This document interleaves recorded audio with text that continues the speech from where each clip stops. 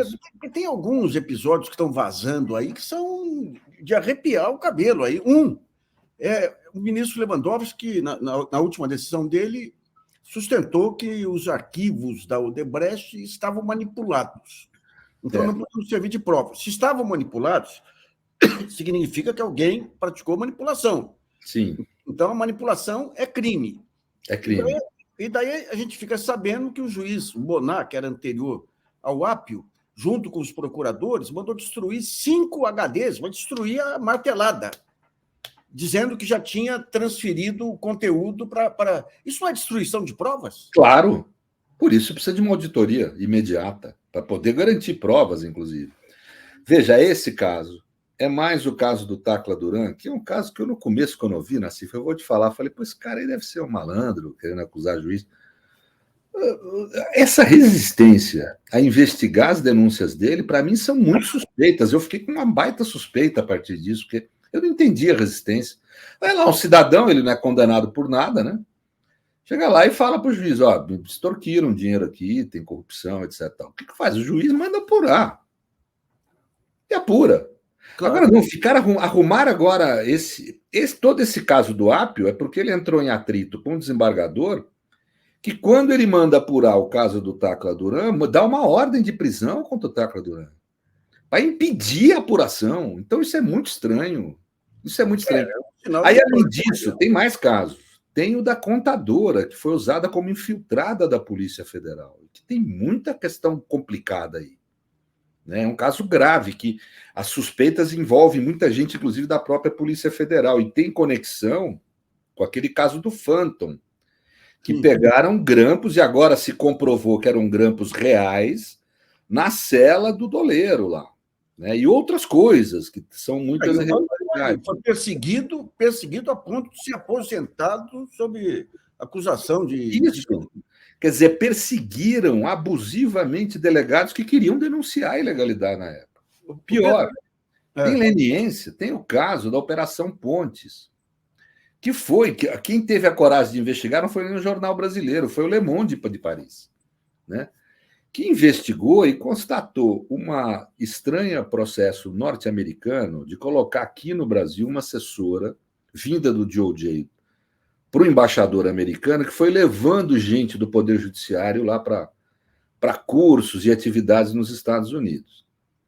E a realidade é que Moro foi um desses beneficiados, e os procuradores da Lava Jato também. E agora o que o juiz descobre é a destinação de dinheiro que deveria ser destinado das leniências para a Petrobras e para o patrimônio público supostamente lesado, que foi destinado para os Estados Unidos, pouco para a Suíça também. Quer dizer, desvio de dinheiro público brasileiro em favor dos Estados Unidos da América. A gente noticiou... E veja, o Moro arrumou emprego, quando saiu, numa empresa privada com notória relação com o Departamento de Estado e o DOJ americano. Vejam, entrem no site da empresa, vejam a diretoria da empresa, vejam o currículo de cada um. É isso. Né? Então, isso tudo, gente, tem que ser apurado, não pode deixar passar. Né?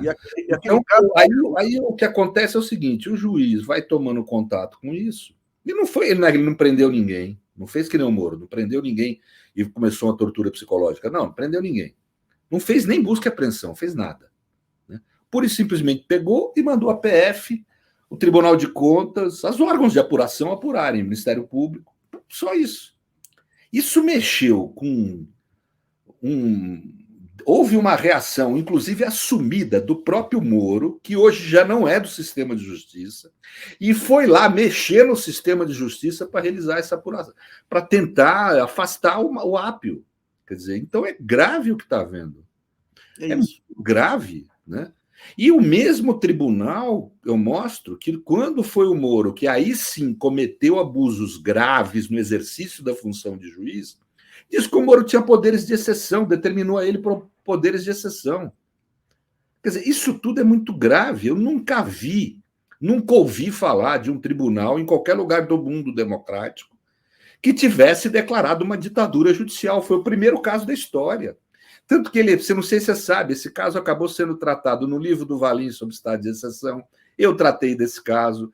Diversos pesquisadores estão usando esse caso como um exemplo negativo, muito negativo a nível mundial. Tem muita gente que pergunta, mas por que o Moro não foi punido? Não foi punido porque o tribunal resolveu que ele tinha poderes de imperador, poderes de ditador. Essa que é a realidade, né? E está escrito isso. Eu mandei para você, para não mentir, mandei para o teu WhatsApp aí, a decisão e uma página onde eles citam um julgado que traz o Agamben.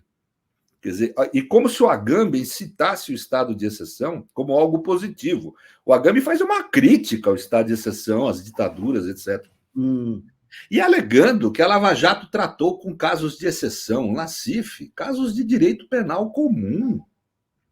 Acreditável, rapaz. Acreditável. Aonde no começo do século XX, a partir do artigo 48 da Constituição de Weimar, de 1919, se cogitou o estado de exceção, era para situações políticas extremamente graves, quando havia golpes de Estado, guerra, situação de guerra, esse tipo de situação muito grave na sociedade. Não para direito penal comum, isso, além de tudo, é uma estultice, né? É um absoluto desconhecimento do que seja o Instituto. Mas a realidade é que é falado claramente na decisão que o Moro não estava obrigado a obedecer às leis. Está dito isso. Tá inacreditável, rapaz. Está dito. Tem, inclusive, uma página em destaque aí, mas tem outras. Pedro, a gente publicou outro dia aí uma matéria sobre a questão, a indústria do compliance aí, mostrando o escândalo que foi eles empurrando escritórios americanos aí para auditar Petrobras e Eletrobras, e na Eletrobras entra de parceiro terceirizado um escritório brasileiro que contrata o Carlos Fernando, o grisalho lá, que para mim era o chefe, de fato, aí da Lava Jato, né? Ou seja, nesse jogo, e com esse medo que eles estão do Tacla Duran, não foi meramente uma questão ideológica que motivou essa adesão descomunal aí. Eu não consigo entender, porque você tem um colegiado lá. O que salta a vista é o seguinte: se eu sou um desembargador de um tribunal, o tribunal inteiro sob suspeita, eu vou reagir. Mas lá, com exceção do Favreto, não teve reação nenhuma, rapaz. Não, do órgão especial, não é qualquer Câmara. É o órgão que representa o todo do tribunal. Ele representa o plenário do tribunal. Como não dá para reunir o plenário, você criou nos tribunais maiores esses órgãos especiais, né? Aqui em São Paulo, são os 25 desembargadores mais velhos aqui no TJ de São Paulo, né? Então, assim, ele representa o tribunal. Só um votou contra. E uma decisão, eu mandei para você, uma decisão maluca, desculpa a expressão, mas é uma decisão que atribui poderes de ditador, aí, de juristocráticos, né, para usar a expressão dos canadenses, né, ao juiz, assim, expressamente. Eu sei que você não pode adivinhar o que vem pela frente, mas, digamos, tecnicamente, até onde que o CNJ pode ir com essa correção aí? Pode afastar? Ele pode, vamos dizer, auditar todos os casos da Lava Jato em todas as instâncias, né? Para verificar se houve falta administrativa, né? Ele não vai poder corrigir decisões judiciais. Mas ele pode verificar se houve falta disciplinar, administrativa de julgadores aí. Se houve abuso de poder, uma série de questões. Ele pode, ou ele diretamente verificar, ou encaminhar para órgãos de investigação, né? Isso por exemplo, pode... nós temos um caso notório, que é da 8ª Câmara, de aumentar a pena do Lula, na proporção exata para manter o Lula na cadeia, dando a mesma pena, 3 desembargadores em cima de 5, 6 acusações, dando a mesma pena. Segundo dizem juristas aí, é estatisticamente impossível um negócio desse. Isso aí pode ser levado em conta? Pode, por exemplo, eu escrevi um artigo num desses livros aí que a Carol Proner, a Gisele coordenaram aí sobre...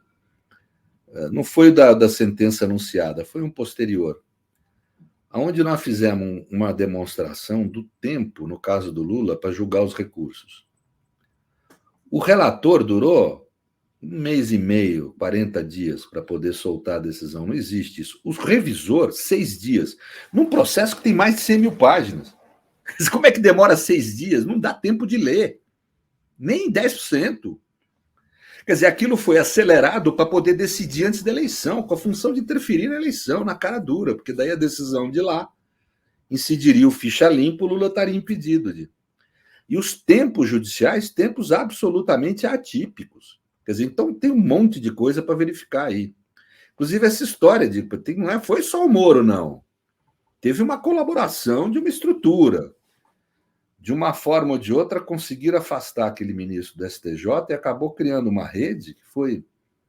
Você tinha lá o TRF4, o relator dos casos da Lava Jato era padrinho do Moro, o relator no STJ era de Curitiba, frequentava o mesmo clube, o relator no STF ficou o Fachin, que é de Curitiba também, frequenta o mesmo grupo. E cuja indicação é celebrado lá pelo Vaza Jato, identifica a celebração da.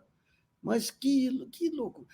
Não, mas o pior de tudo que foi feito, na minha opinião, foi essa decisão. Porque essa decisão no plano institucional é pior do que tocar fogo no prédio do Supremo, como fizeram em 8 de janeiro, e quebrar o prédio do Supremo. Você arrebentar a jurisdição, é você decretar ditadura judicial, falar o Moro decide contra a lei e dane-se. É um passa-moleque na sociedade, na democracia. Então é uma adesão grave essa. Isso daí não é uma adesão. É muito fora da curva. Não é esse tipo de decisão que é para ser protegida com as prerrogativas que a adesão judicial tem. Isso é uma adesão que instaurou uma ditadura judicial no país. Essa é a realidade. É uma agressão intensa à democracia. E os desembargadores. Eu dei essa decisão, eu fui um dos que deu parecer para os advogados de Lula, no caso da ONU, eu usei essa decisão intensamente para mostrar, olha o que está acontecendo aqui no Brasil. Então, isso é a prova do tipo de postura que houve. E aí eu tenho criticado a mídia não deu uma linha sobre isso. Inacreditável. Adesão total